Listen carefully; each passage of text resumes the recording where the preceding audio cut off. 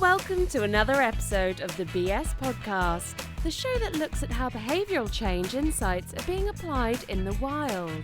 Episodes feature renowned behavioural experts across industries and organisations, from management and marketing to policy and public health, and more.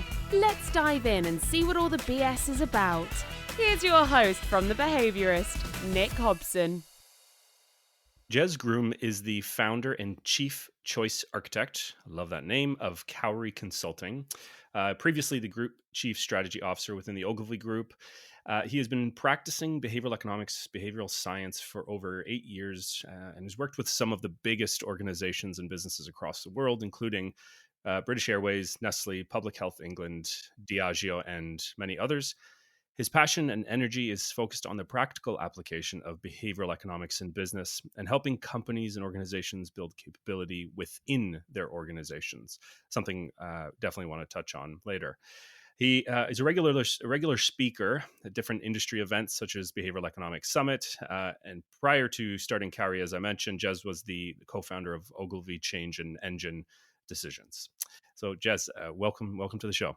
Thank you very much, Nick. So I'm gonna start off. I was, of course, very familiar with your work and your site, and so I was just refamiliarizing myself with your site and playing around and looking at different case studies and whatnot. And I really love how you have your toolkit, and in there you have what you call your C factors. And of course, those being the various heuristics, cognitive heuristics and biases that we have. And the animations are great, and they're just like nice, snippy little short descriptions, which are nice. And I noticed that your number one, your C factor number one, which has such an importance to it, is social norms. Mm-hmm. And so I'm curious. If the number one is because you think it's the most impactful, the most relevant, the most important. And the reason I ask that is because I think I'm biased more towards the social norm as a social psychologist. And in particular, I noticed that the study that you referenced at the bottom is a study on mimicry, the effects of mimicry on sales. Yeah. And when I was in my PhD, right in the middle of it, I got like super into mimicry and imitation and synchronization. Mm-hmm. And so I just love that literature. So that really stood out to me. Anyways, Okay. My question again is, do you think C factor number one, social norms, is the most important, or does order not matter here? So I think the way that we got to which were the most important sort of heuristics and biases was based on importance. And so I think one of the questions we often get asked is how are we practicing sort of behavioral science ethically within the private sector and within business? So one of the first things we did was we went to which sort of regulators were starting to, I suppose, look at markets and advise organisations on how to use these heuristics and biases appropriately. And the FCA in the UK has produced some amazing occasional papers. So 8 of the sort of 14 C factors have been born out of the ones that the regulators deem the most important to use appropriately and not use inappropriately. So I think for sure the 14, and then there's some great work done by a number of other people. So Natalie Spencer, who's doing some work in Australia, one of kind of like the behavioural science sort of crew around the world, wrote a great paper for the RSA called Wired for Imprudence, and covered off some other interesting sort of heuristics biases that we complemented that with. And then as we've started to develop our work, we've then essentially sort of, I suppose, elevated these 14. And but I think you're exactly right. I think obviously a lot of the work that we are building from it is academically based, but we do find within our work, and we see it within a lot of the public sector work, that defaults, I think, is most probably the strongest, but that is quickly followed by this kind of innate need for people to look to other people to see how they should behave. I think it really, really helps us. I think sometimes when the world is complicated, or you're anxious, or you're unsure, then actually looking for other people that maybe you know and trust, it can really help you make some quick based decisions to get you to that next place. So yes, I think social norms is very important, and I think one of the things I love about this field is that obviously you have this higher order sort of heuristics and biases, but they're kind of clustered around some smaller ones which are less cited and maybe less peer reviewed. But I think for us, kind of hopefully become more interesting over time. So, some of the things that our designers get fascinated by is things like sort of action mimicry. Essentially like the images that we choose within our experiences we create for our client, like what people are doing in those images. And it's really, really interesting, I think, that, I think people kind of get social norms to say, so many people do this, or this is a top seller, or this is the most popular. But often, like when you design an experience and you want someone to exhibit a new behavior, then we say, well, why aren't we showing an image of someone feeling either reassured or quite pleasantly surprised or happy about the fact they're exhibiting this behavior? It might be clicking onto a website or picking up a new way that you can monitor your shopping and check in your shopping in a retail store. Show them smiling and doing the action, because as you know and I know, essentially our brains start to fire in certain ways that make us feel like that's something that maybe we should do too. And so I think, and then I think there's another one as well I really like, which is joint attention, which essentially is that, I think it's been well documented now and evidenced is, that our eyes follow other people's eye gaze to protect us from threats. And we can use that to drive people to essentially be focused on the call to action. So within the work we do in the customer experiences create, some parts of the experience are about how you make people so happy and show other people doing the action. And but if there is a call to action, such as the button on a page or within an app, then it's quite easily you can show an eye gaze to that direction, and then people's eye gaze will follow the call to action, and we're seeing that. So I think, kind of to echo your point is, we have chosen them because they're the most important.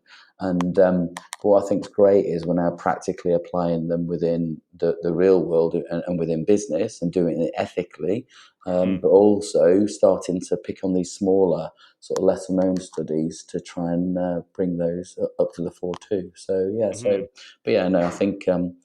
I mean, it is funny. I mean, I really like social norms as a kind of a change of behaviour. I try to often reflect sometimes myself on why I do certain things. So, am I choosing this thing in a restaurant because I'm fitting in, or am I choosing it because actually I'd like to have the dish that I want? And I think, sometimes I think social norms can sometimes make us just, I don't know, fall in with the crew and go with the sort of the flow of the group, when actually it's not what you want to do. You just don't want to say no and be a little bit I suppose awkward, especially as we were chatting earlier. If you're British, I mean, the last thing you want to do is cause any consternation and cause I'm any glad disruption. we got to the British stereotype right away. Absolutely.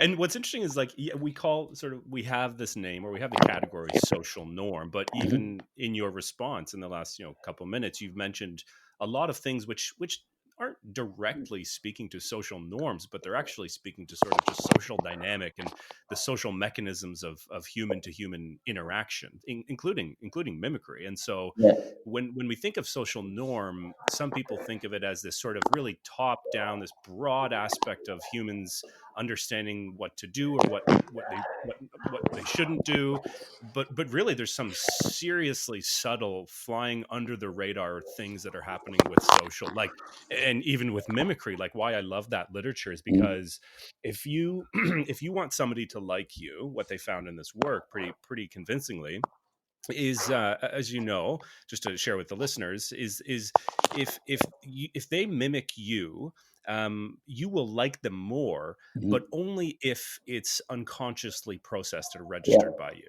As soon as it's brought to your conscious awareness, you actually begin to like them less. So that's an interesting boundary condition, and it's such a nuanced little finding that at least I haven't seen really direct like that level applied to apply, Applied behavioral science. consulting, high behavioral science. Yeah, exactly. Yeah, So I guess the point there is that there's, we've had our go-tos for social norms, and it's usually in messaging and framing, and now it's making its way into digital products and whatnot.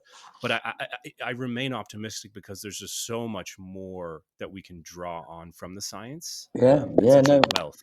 I mean, it is. I mean, I think, and I think that's kind of. I mean, what I find is that I got a little bit frustrated when I started to do this work. I worked in the advertising community, and there were some people, quite a lot, I think, that have is really quite interested in behavioural science, but felt like reading the popular literature was it. And it's just interesting, so often you might meet like a digital strategist or a UX person, and you say, oh, we've got a team of behavioural scientists, predominant psychologists, maybe some neuroscientists, some economists, and they're generally sort of masters or above, and they say, yeah, no, it's absolutely fine. I read that book last week, so yeah, I've got that, and I've got that down, and you're a bit like, okay, that's kind of fine, and I think what we're finding is that it's kind of we've developed the C factors for not necessarily for people to essentially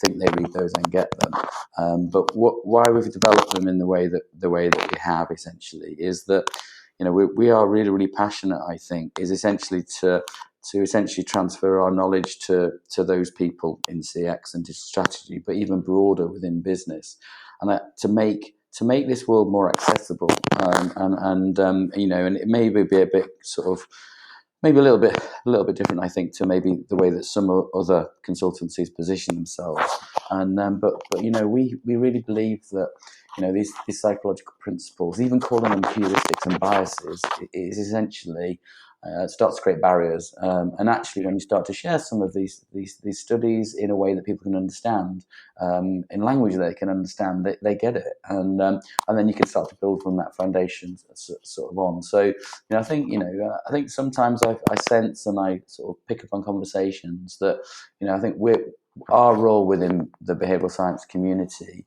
is very much focused on, as you said in the start, kind of building capability in organisations to allow them to give them the tools, skills, and the frameworks ethical to do this themselves, because they already are. Sometimes they do it unknowingly, or sometimes they do it after reading a book the night before and do it pretty badly. And I think that's a big opportunity for us, and we can't see anybody that's kind of trying to be that delivering behavioural science in that way. And you talked about the sites and the illustration, and again, we've sort of softened up, I think, behavioural science and made it more design orientated. I mean, there's a real. I mean, I can, as you can talk, I can talk as well at length for this. We could go on for hours, but I think I often say, not like really out loud, in a provocative sort of aggressive and angry way, but kind of in a charming sort of way, is to say that I think actually behavioural scientists are actually holding behavioural science back. And what I kind of mean by that is that I think there's so much academic work that's been done.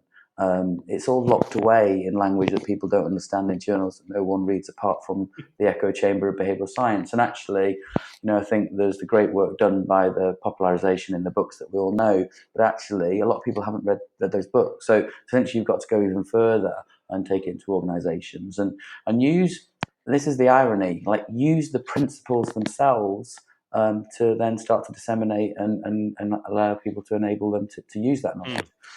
So we deliberately make things orange because we know that's going to attract attention and create energy.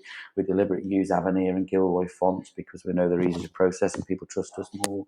And we've lost pitches to organisations against other behavioural science consultancies because we're not deemed as being academic enough, and I'm really happy. I'm really happy with that, because I think if I can have a team of people that essentially can strike a balance between having the academic robustness, but also complement that with some amazing behavioural design skills, and drive in that direction, I think that's certainly where me and the team want to go.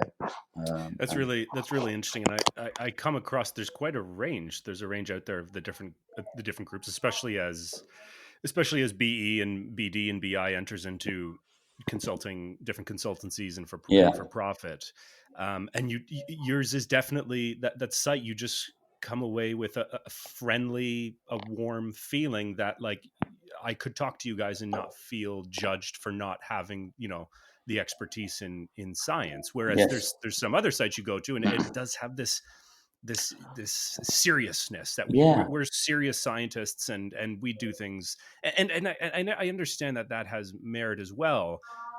So I guess my question for you is, like any industry, we want to determine some threshold for expertise yeah, to apply this stuff. yes, What I yeah, think our field is struggling with now is it's going through maybe like an awkward preteen growth phase is yeah, what is that level of expertise? Is it, if you read Nudge, Predictably Rational and Thinking Fast and Slow, are you that can you call yourself on LinkedIn a behavioral designer or behavioral scientist? Or yeah, do you need some X number of training, formal graduate training? And yeah, I don't have the answer. And everyone who I sort of talked to about this, we're still scratching our heads. So I'm yeah, curious, in your experience at Cowry, how do you yeah. determine that, and how does that fit into your equation of hiring and talent? Yeah, yeah, it's a really, really good question. I think so. I think um, that I get, I think, 3 CVs a week. So I have 150 people asking me for a job from City University, which I'm now sort of affiliated with as a fellow there, but also LSE, UCL, Warwick, Bath, York. So I think there is no shortage, and then some international. So there's no shortage of sort of highly charged talent that's kind of coming through.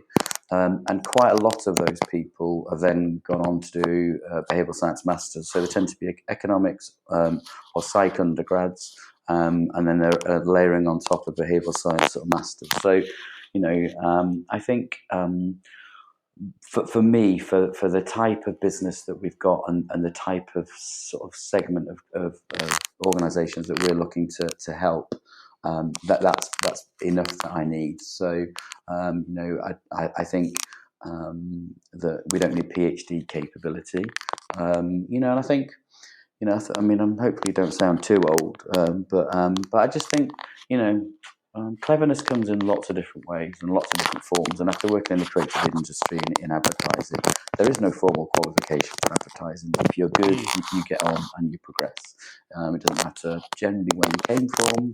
It doesn't matter, what your background is. Of course, there's some kind of quicker routes, and there's less and less of the old school tie, over in Madison Avenue, over in London. But for sure, it's it's that. So I think sort of, there's enough master's level students, I think, that I can sort of tap into. I think going back to the BD, the behavioural design element, is I kind of, it's great because there's lots of conversations, interviews, and I recently did like a very, very short written interview. And actually, I think that a lot of behavioural scientists just make for really, really dull designers. So essentially, you've got an amazing literature review, an amazing kind of like very acute description of what we're going to change, how we're going to change behaviour, and how we're going to intervene, and then a brilliant experimental design, and then it gets sort of put to market. And I don't think it's as effective as it could be, because essentially the behavioural scientist thinks that they understand that how the behaviour change is enabled, and actually it's about application of these principles. But the application of these principles and how they're put into market is critical. So I think, I've just I'm really interested in hiring designers that have come from a classical design background, and whether they can come in and embrace and respect the psychology. So that might be digital designers, or maybe formal product designers, service designers. And I think what I'm finding is that whilst they respect the psychology and they do help and complement, I think having a psychologist that's got an interest in design, I think, is a more sort of powerful enabler of what we want to do. And we've got four of them now. So in our behavioural design sort of team, we've got five of them, and one of them is a graphic designer with a respect and a real interest in psychology, and then the other four are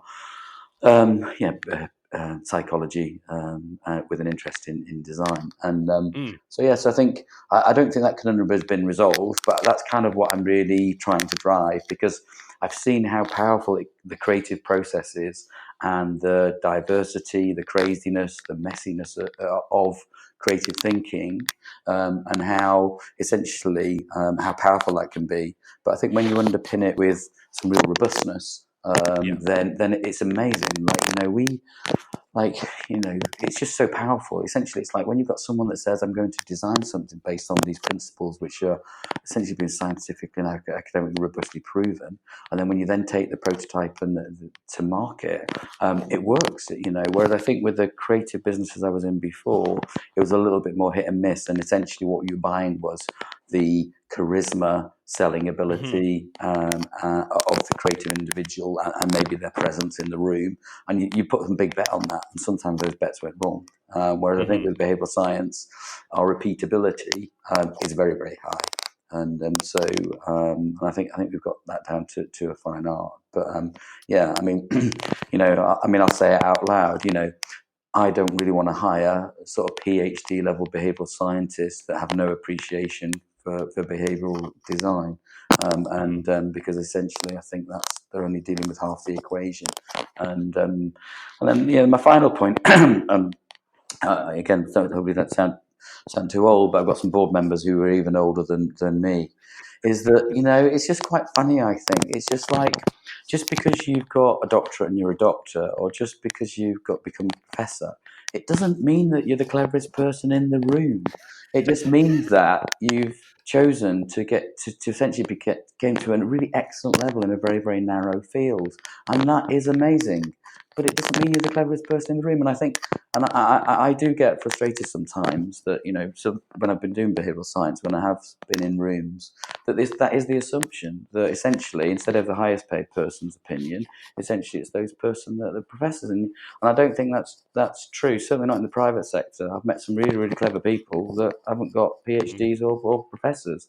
They're just really, really, data-driven, intuitive, creative people that are really, really good at creating things and making things happen. And it's like, okay, it's sort of, it's interesting, I think. So that's going back to. I think the PhD thing, and as a PhD who's still for this, this is a lot of trigger. This is traumatic for me. I'm not so fresh, and I'm still fresh in my PhD. Yeah. So I think there's a lot of my colleagues, and apologies to them if they're listening, and friends even, who did a PhD because they were pretty smart in undergrad. They had a decent interest in a specific field. But more importantly, I think what's the biggest predictor of them going into graduate school as opposed to the world of work is that they had no idea what the hell they wanted to do. Yeah. So they're like, well, I'm just going to continue my studies. And then 7 years later, here I am, I have a PhD, and I've never actually applied it in the real world context. That sounds like kind of like bad rationale or a bad decision-making process. And yet it's like pretty common. I mean, I think it comes down to. I mean, we were talking about sort of stereotyping. It's kind of like form the basis of decisions about the interactions that you have with the individual and how they interact with other individuals, and build up some form of knowledge base and take it from there. And I think. So that's sometimes a bit hard to do. I get that, but yeah, I think going back to the original question is to say, I'm really championing sort of diversity within my behavioural science consultancy in terms of skill set and experience, as well as the gender, age, experiences, ethnicity, religion, all that sort of stuff. I think all these things. And after being in the creative industries, magic happens when you get collisions. and collisions with different people with different points of view and different sort of influences. And yeah, I do feel like it's great to have some people with PhDs and professors in the room. It is amazing. It doesn't make them any better than anybody else, and everyone contributes to a greater good. And I don't know if you've seen it, but I really, really like it when you get to that mutual respect where, you might have someone that's just brilliant at interacting with people, and you want to do an experimental design and you can't get it off the ground because you've got some blockers in an organisation. Then all of a sudden somebody comes in who's like a project manager, and that what seemed so hard 10 minutes ago, they essentially position it they reframe it without knowing they're reframing, and then all of a sudden everyone's agreeing with you, and you go ahead your experiment, and you go, well, I thought we were clever, but we weren't that clever to get this through the door. And then look at this person that come in, and in 10 minutes, everyone's, can't wait to get started. And it's that sort of thing I think is important. And if you want to see a really awkward set of social interactions, just get a bunch of PhDs in a room and try to discuss things with clients. It is. Yeah. I remember I was still in my PhD at this time, and I was going to an event. Like a BCG event at a bar. Yeah. This is in Toronto for Boston Consulting Group. Yeah. And their mistake was that they invited candidates, the PhD candidate pool and the MBA candidate pool. And I shit you not, it was like out of a movie. You could predict with a 99% accuracy who was an MBA student and who was the PhD student. Yeah. It was incredible. So speaking about stereotypes, and I guess the final point before we put this one to bed, because I have more interesting questions I want to ask you, is and this is an N of one, and this is very subjective, of course, as just my own personal experience, but I have actually realized in the past few years that I've become a better scientist, a better thinker, a better writer, doing the applied work outside of the traditional walls of academia than when I was in my PhD. And that's confounded by all sorts of different variables. I've gotten older, I've gotten different experiences, but I do believe that that formal training that graduate students get, it is valuable for sure, but I think it's stifling, and it can be limiting, because the mentors in that space, as brilliant and as smart as they are in what they know, they have no clue how to do behavioral science in the wild. They have absolutely no clue. And I was sort of on the edge of the applied side of social psych, and even there, it was there wasn't a lot of knowledge. So I'm hearing what you say, hearing what a lot of people have been saying for the last year or 2 years, as behavioral design really comes into a formal marriage with behavioral science, is the diversity of thinking and approaches. That's and respect. Game, it seems like. I think it's like respect. It's like, I think just really sort of championing sort of what everybody can contribute. I think is a good thing. So anyway, we'll close it. We figured that one out. Check. Yeah. So there's a couple I want to touch on, and I guess I'll start with this. Is in nudging, in the nudging world, which we're sort of getting beyond nudging, realizing that there's a lot of other things out there. But in that world, we know that we have system 1 and system 2. As speaking of a heuristic, it's a very nice heuristic that we use to sort of do our work and apply our insights. It seems we've sort of over anchored on system 1. And a lot of people are wondering, what about system 2? What about the more, deliberate, conscious decision-making processes that are obviously very much part of our day-to-day? How do we design behavioral interventions, and how do we change behavior when it's at the level of sort of this more deliberate system 2 process? I'm not sure if you've thought of that, or if I think so. Yeah, I mean, I think it's a really good point. I think that I don't know. It feels because I think maybe when I was doing a pitch. It was about 4 or 5 years ago, and myself and Rory were essentially framed in this advertising agency, and we did have some psychologists, behavioral scientists that we recruited, and but we're still framed by that halo, if you like, for good, for worse, really. And essentially, I heard some feedback kind of anecdotally through kind of a mutual friend that yes, the person that sort of won it was like, we didn't win it, they won it.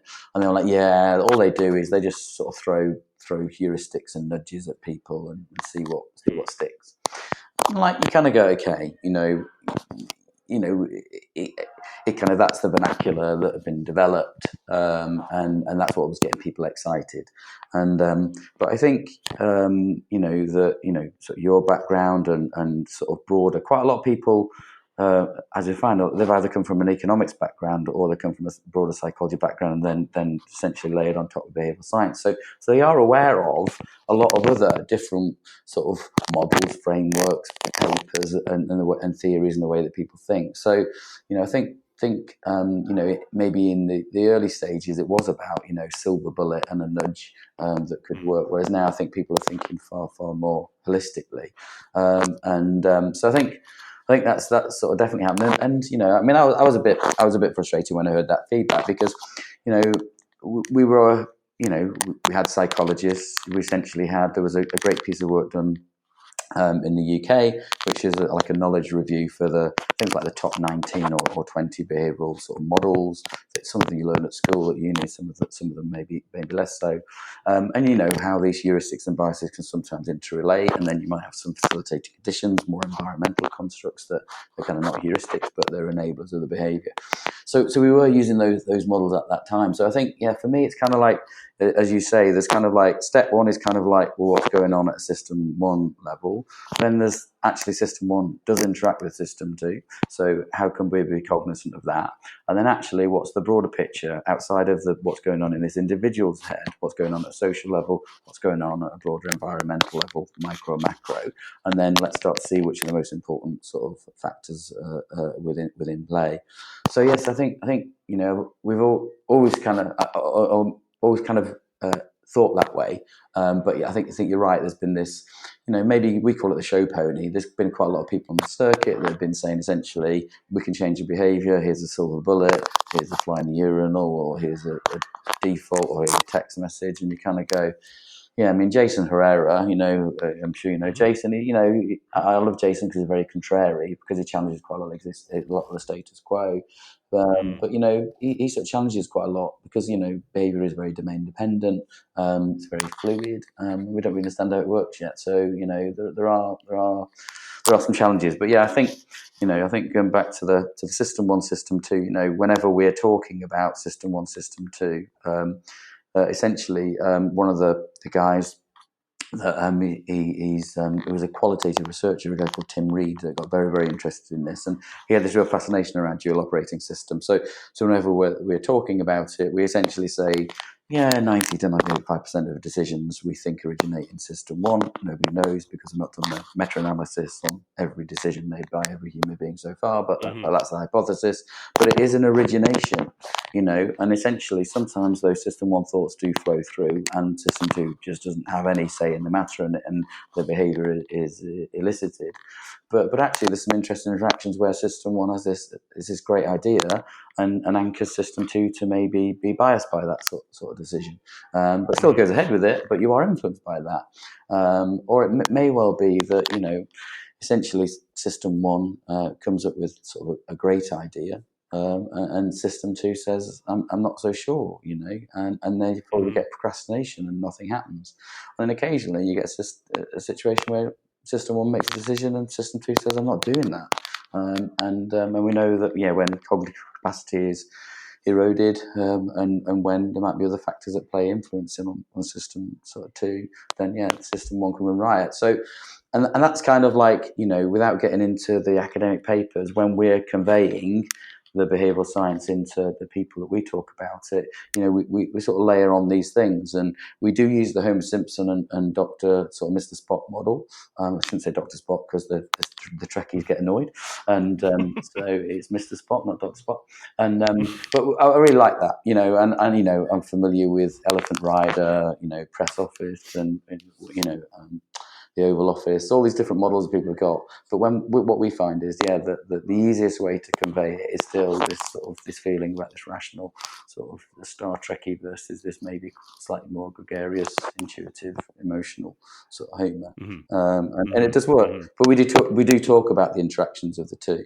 And I think, we have a lot of fun. So it's we never try to make it funny. Because you're dealing with people's psychology, so there's an ethical consideration, but we want to make it fun.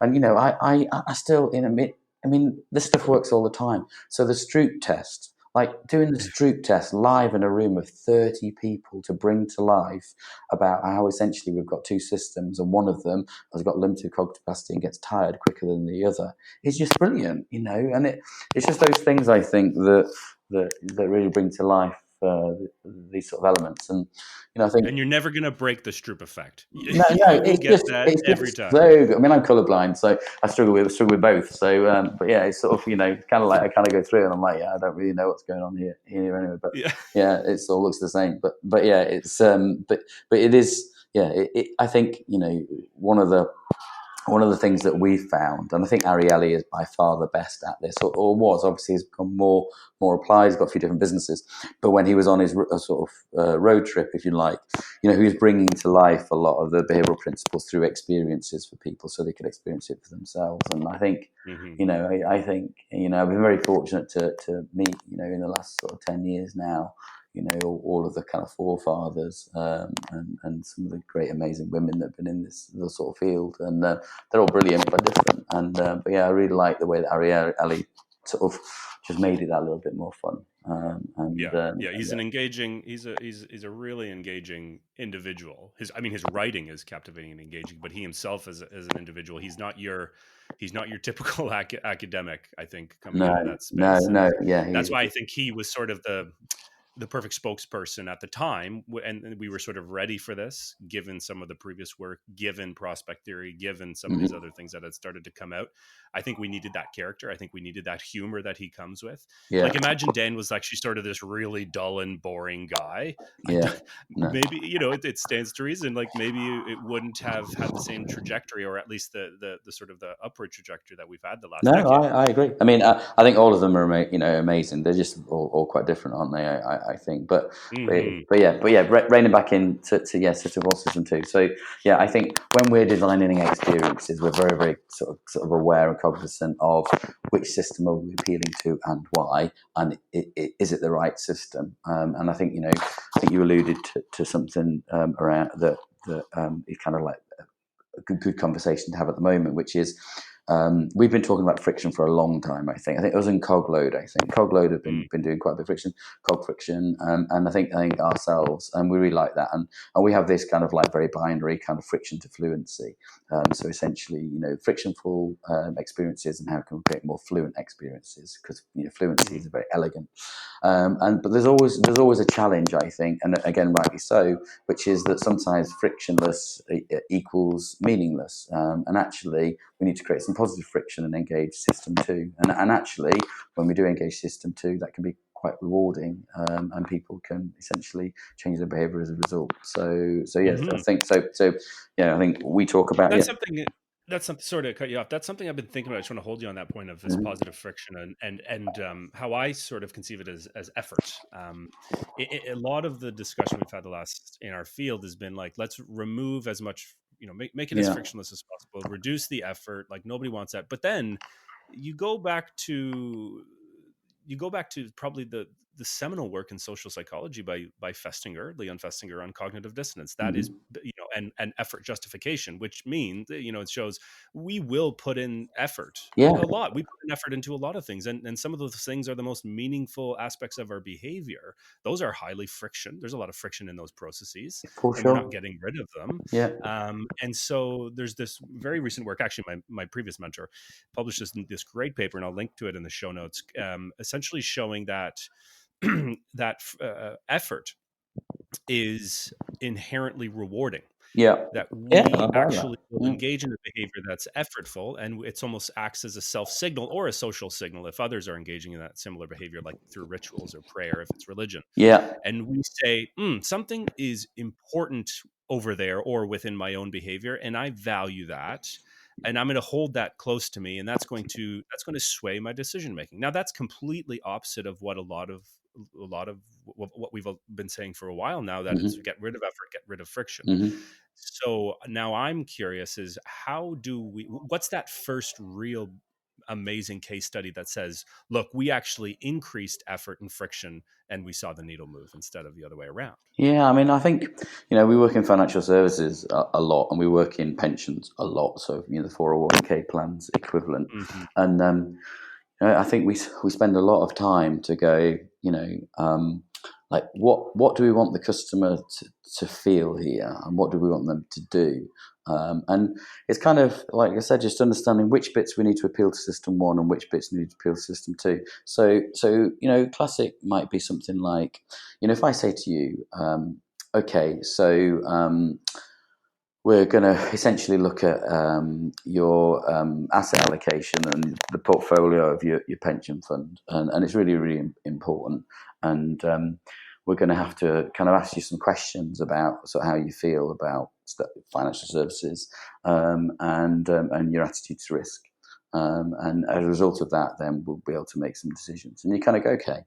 And you go, what I've just said is just a little bit dull and boring, and essentially the effort that you've created by the way it's been framed essentially has created kind of like most probably too much in that instance. But if I say something like this, you might say, so that there's three things that we really need to figure out for you in terms of your future, to make sure that you're going to have a lifetime of financial security.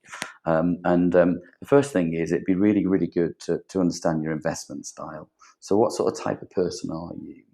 And how do you feel when things go up and down? And what capacity have you got for that, do you think? And would you be interested in taking a survey that's really going to understand that? And once we've got that, then essentially what we do is we can then start to look at what type of funds your pension can be invested in that actually meets your needs right now, and that might change over time, and you may well review it because you're going to be growing older, and your priorities may change, and so what we'd like to do is take you on that journey. Would you like to do that? And then people generally go, okay. And I think in that instance, you've framed it and utilised quite a lot of system one sort of biases to get people to buy into it.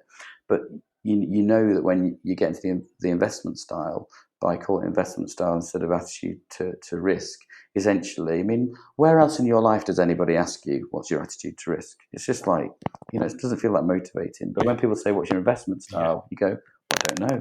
I'm quite stylish in lots of other parts of my life, I think. I have different styles and approaches in that. What is it to my investment?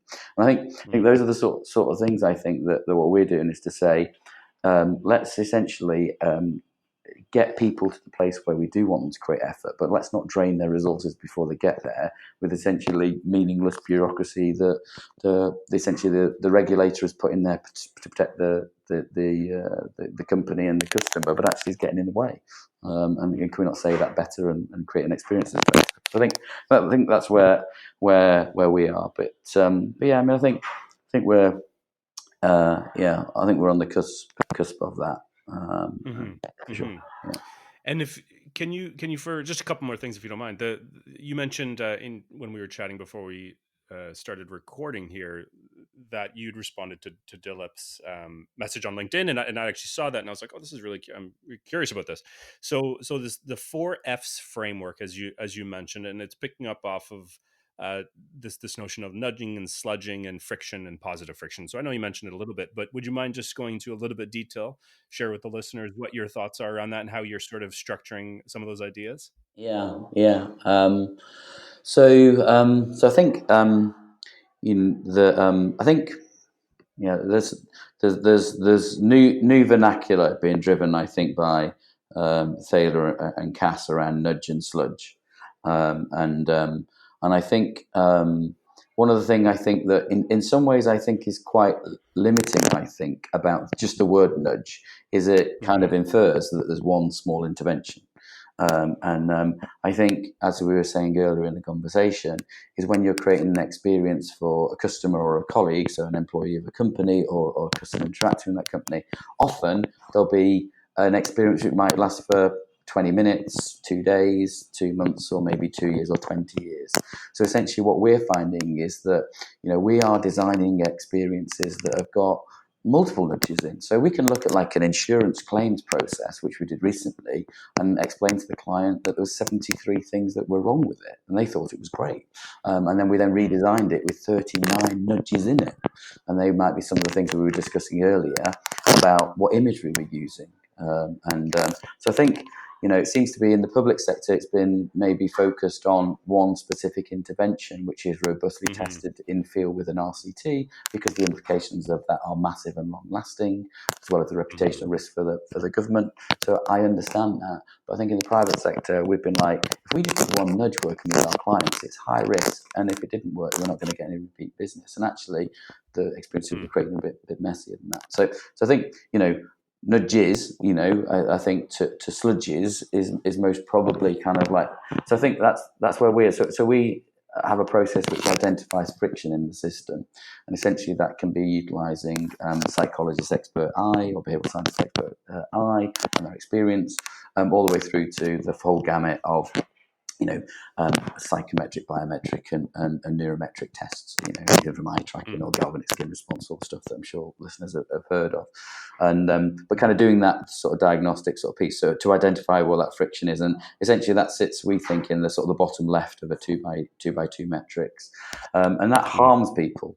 In some cases it can harm them significantly. It might make them lead to a bad choice financially or for their health, and in lots of ways it can be very, very harming because the business has maybe unknowingly designed an experience that has got lots of things in it that are pretty poor. So that's kind of like your bottom left as harmful, and Dillett has talked about helpful and harmful in terms of this nudge. And then the other form of harmful form of friction in the system essentially is knowingly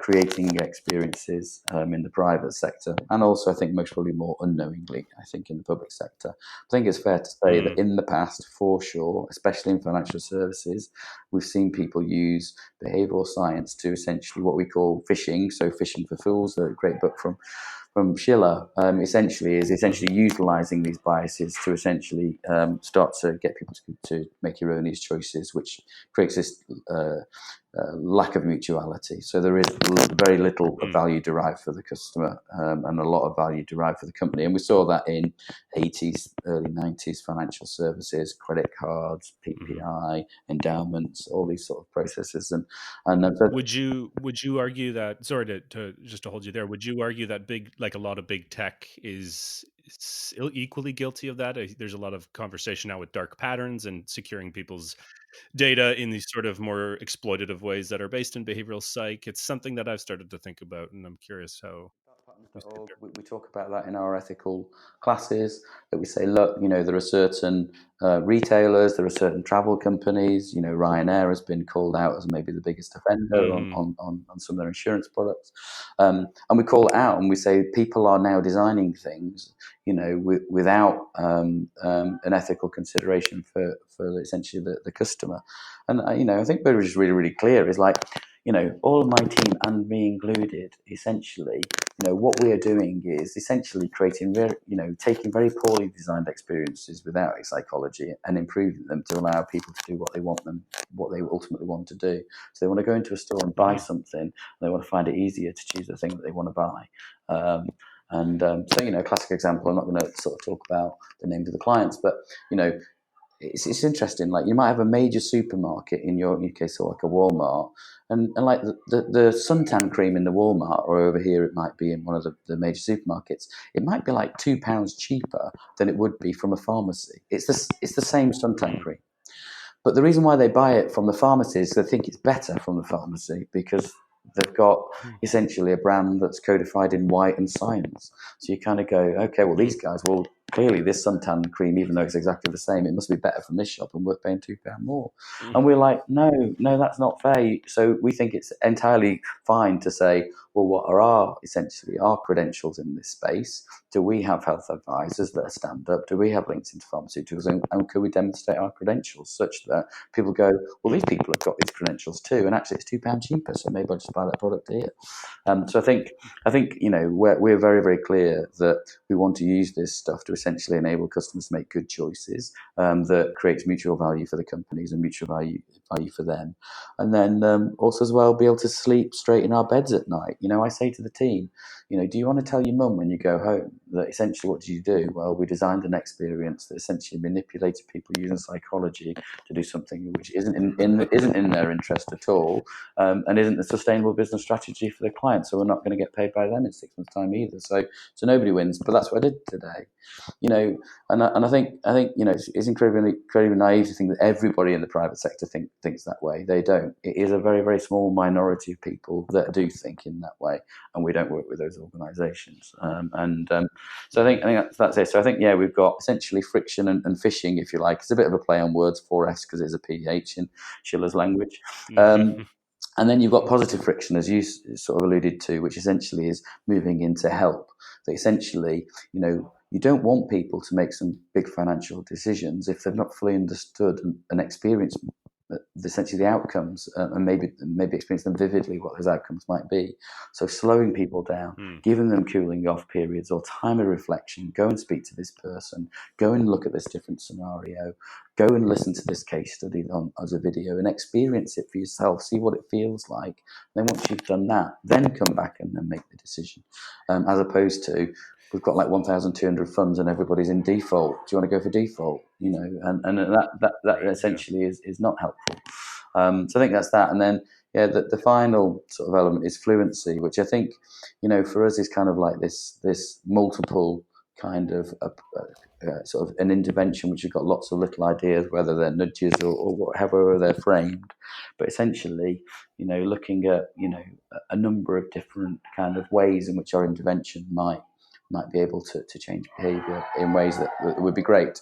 So that's kind of like the 2x2. So essentially, it's kind of like, amalgamating, I think, Dilip's work on help and harm, which I thought was great, but also bringing in Schiller's kind of phishing, and actually, in some case that's, particularly foul and fiendish.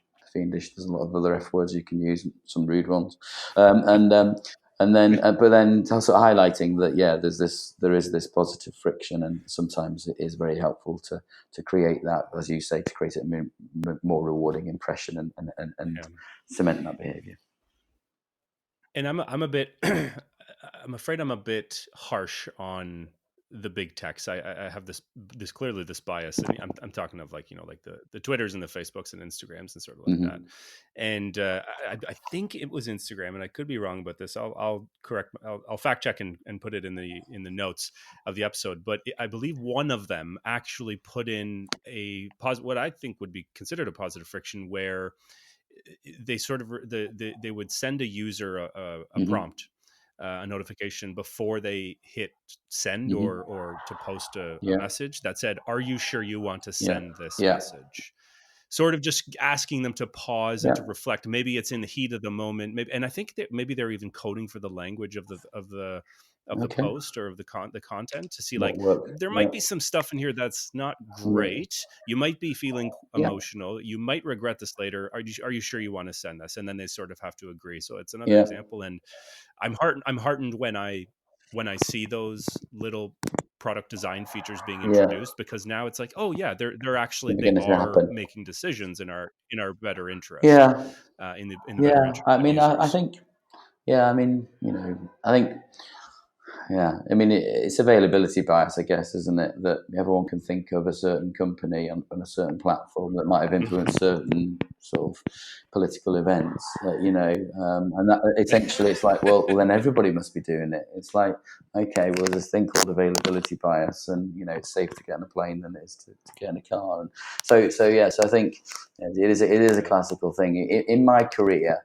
I would say it's in the very, very, very small minority that I've met a very horrible person that basically says, we want to trick people and make money quickly. Yeah. I think there was more of it in the 90s. I think, for sure. I think, the shift I think that we've seen from essentially a shareholder movement to a stakeholder movement, I think it is very, Stakeholder, very evident. yeah. And I think that paired with behavioral science and consumer insights and yeah, customer experience and employee experience, I think it's just we hear this word a lot used is human yes, yeah, centric, and it's not that 15, 20 years ago maybe there was still the small minority of just bad people, sinister, yeah, who people who are going out just willingly making these sort of immoral yeah, decisions. But I think most of the evils, if I can use that word, or most of the nefarious outcomes that were happening were as a result of just probably sheer ignorance or just not yeah, knowing. And as we come to the market with tools like UX and yeah, UI and human centric design and behavioral science and behavioral economics, now we can begin to understand what those friction points are, what those positive friction points are, what it is to be a yeah, human user, and where we can design our products and our services for, and we hear this often, to change behavior, quote unquote, yes, for the better yeah, or yeah. for good. I just don't think that was in the public No, conscience 20 no, years I ago as don't think much it as it is was. now. I think asset stripping was some language that was quite prevalent in the 80s and 90s. So Mm, yeah, I'm really, really comfortable. I'm really, really enjoying working with like a really passionate team that really, really care mm, about what we do. I mean, we have three values as a business, and we kind of came together as a team. And one was ambition. Essentially, it was an ambition to essentially to make sort of behavioral science more accessible and usable in the wider world, and make an impact and help people essentially know more about it and do more about it themselves, rather than lock it away in the sort of towers of academia. And I think the team are really on board with that, because when we do start to bring people on that journey, the fulfillment that we get about enabling people to do their jobs better.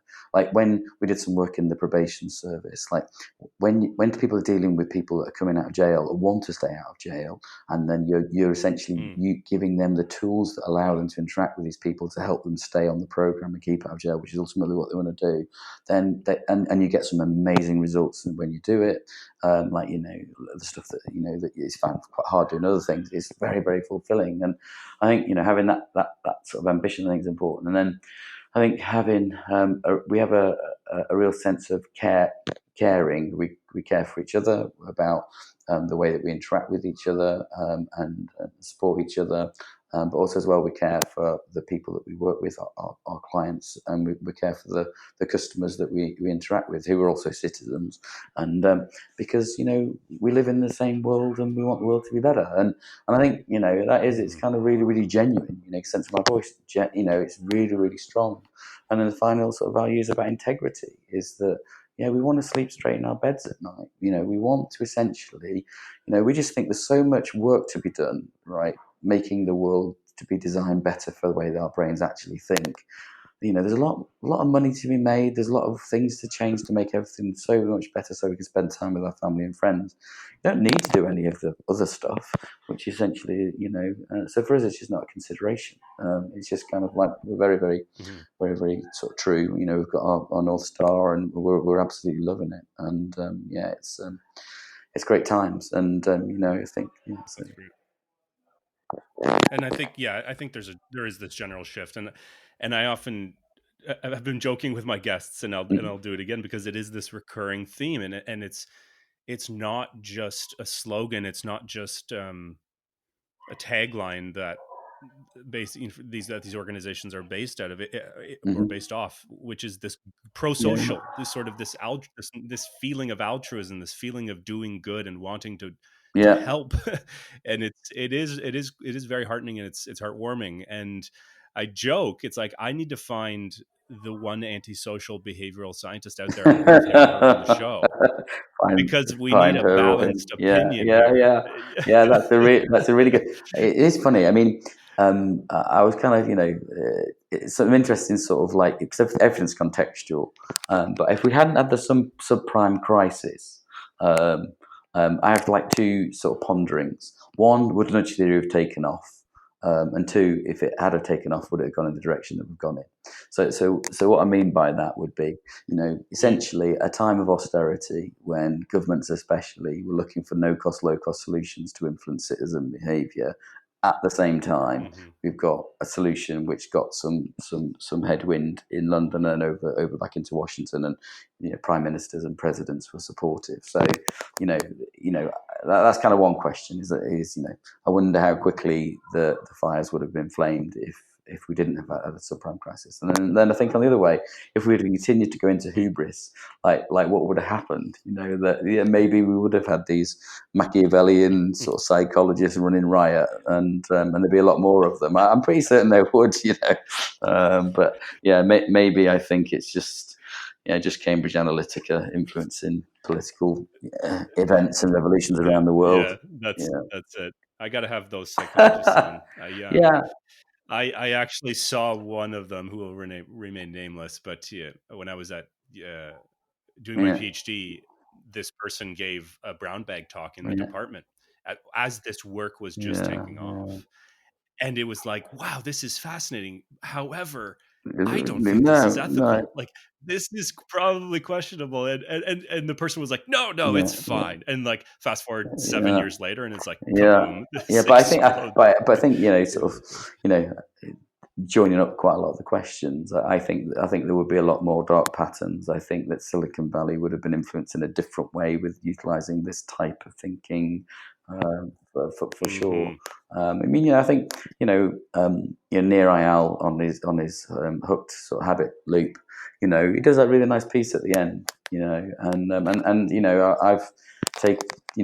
I was never any different, but I really like the language he used. And the way that he says it, he means it. And I think, I'm yet to meet that horrible behavioural scientist that is sitting there late at night coding up sort of stuff that tricks people by pressing wrong buttons. Well, let's keep our eyes peeled. And I'll let you know if I come across. If we don't go into recession, if the economy picks up, I'm sure they'll pop up. So that's it. Just I think it's just cycles. Exactly. Well, what a note to end on. I think that's great. Thanks so much. It's been a lot of fun. Last question: Where can people find you? If they want to find some of your stuff. I would say I've got a book coming out, I think, in March next year, and it's called Ripple. It's about how small behaviour changes can have a big impact in business. And I think the way that we approached it was kind of like there's kind of these three phases of behavioural science. I think essentially there was the 40 years worth of work that was done by Kahneman, Thaler et al., and then there was a popularization, and then I think essentially the creation of this theory of nudge, and then I think for the last 10 years there's been a body of us around the world that have been really working hard to practically apply it in the public sector but also in the private sector. And I think I've been relatively quiet. I see myself as an applied practitioner. I want my work to be the voice, and not me to essentially be essentially the person that's talking about everybody else's work. And but I think from next year, I'm really hoping that you guys will kind of see that 10 years of hard work about how you practically apply this in business. And it's kind of like, it's called Ripple, and it's about that ripple effect that, nudge was kind of the first inception, but how do you practically do this in business and more widespread? So I would say, look out for that next year. It's co-authored with one of my consultants, April Velikot, and we've had a great time essentially putting it together. And essentially it's 14 chapters of 10 years of applied behavioural science working in business, and it has 39 tips, and then a 40th one which is follow numbers 1 to 39, and you should be a good behavioural scientist in the applied world. So I think we'll be a lot more vocal sort of next year. But yeah, for sure, go to the Cowry website, link in with me on LinkedIn, and I think if you're one of the 150 people that are looking for a job that contact me every year, then I'm sure we can sort of find a way to meet up. That's right. For all those all those just about to graduate students listening, send your CV and resume to JEZ. He has all the time in the world. So yeah, I'll just give you some. I'll just set a frame dependence. So when these CVs come in, I've had these are my two favorites. So the first, my first ever intern I had back in 2011, he sent me two CVs of himself. And he said, I'm sending you two CVs. And they said, there's an average version of myself, and then there's a really good version of myself. I'm really hoping you choose the good one. Which is just, I mean, what do you expect from a psychologist? Very good. Brilliant. And then another one sent me a CV, which was in columns as if it was in a newspaper. And essentially, I was reading it up and down, so my head was going up and down. And I got to the end, and they said, if you believe in embodied cognition, you've got positively approved this CV by 4 times by the time you got to this. So all I would say, if someone does want to contact me, the benchmark is pretty high. I mean, my team, when they ask for a new MacBook Pro, they send me these presentations that are just so funny. I mean, it's just like, essentially it's like, we don't want like the top MacBook Pro, JEZ. We just want this one, which is just like super expensive, but not as expensive as this other one that maybe Steve Jobs signed internally before he passed on. So they're clever. Yeah. You're immune to all those cheeky. Yeah, of course. Right? Yeah, definitely. Yeah, I just switched them off. It's funny, isn't it? You go full circle. You go, oh, I've seen that. Oh, I am immune, but because I've seen them and I'm immune, I think they're so good, so I really like them. It's just crazy, but that's human. Yeah. Right. There you go. That's humans. All right, JEZ. So thanks so much. Really appreciate it, and we'll be talking again for sure. Okay, cheers.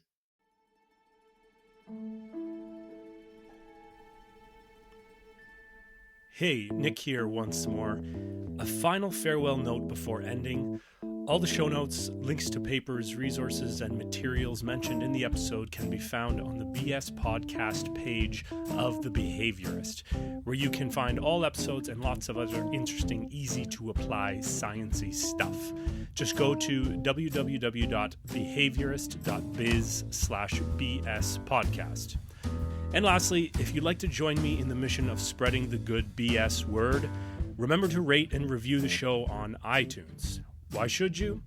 Because 1, you're a part of a digital-wide social proof exercise. 2, you're helping combat the negativity bias in the form of positive reviews. And 3, it's a little pre-commitment for your habitual podcast listening. A little investment to keep you coming back for more BS. I mean, how much more behavioral can you get? Thanks again for listening. Until next time, remember, keep your facts ugly and your hypotheses beautiful.